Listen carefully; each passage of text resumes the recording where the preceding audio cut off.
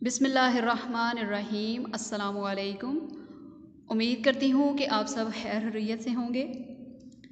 मेरा नाम है गुलनाज सगीर और मैं ट्रस्ट मॉडल स्कूल जलालपुर जट्टा के ऑनलाइन टीचिंग प्रोग्राम के प्लेटफॉर्म पर मज़मून उर्दू के तलबा व तलबात को खुशामदीद कहती हूँ। आज के लेक्चर में हम उर्दू ग्रामर को पढ़ेंगे और उर्दू ग्रामर में से हम पढ़ेंगे इसम मारफा की इक़साम के बारे में।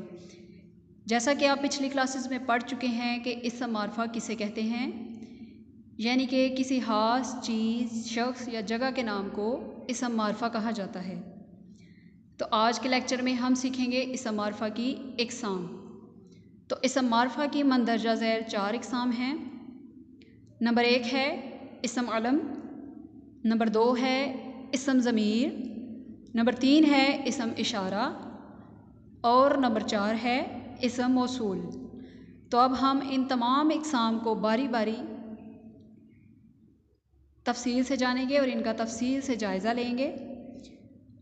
तो इसम मारफा की सबसे पहली किस्म यानी कि इसम अलम हमारे सामने है।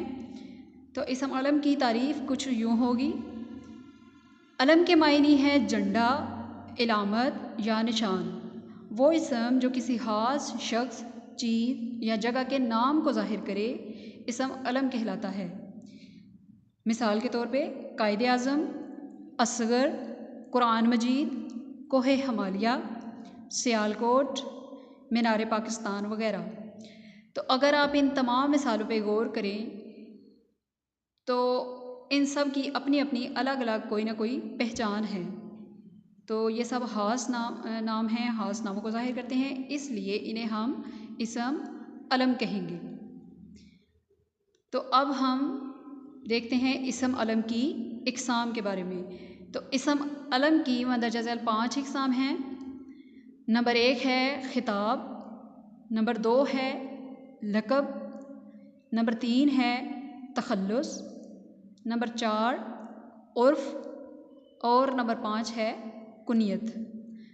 तो अब हम इसम अलम की तमाम इक़साम का बारी बारी तफसील से जायज़ा लेते हैं। तो सबसे पहले इसम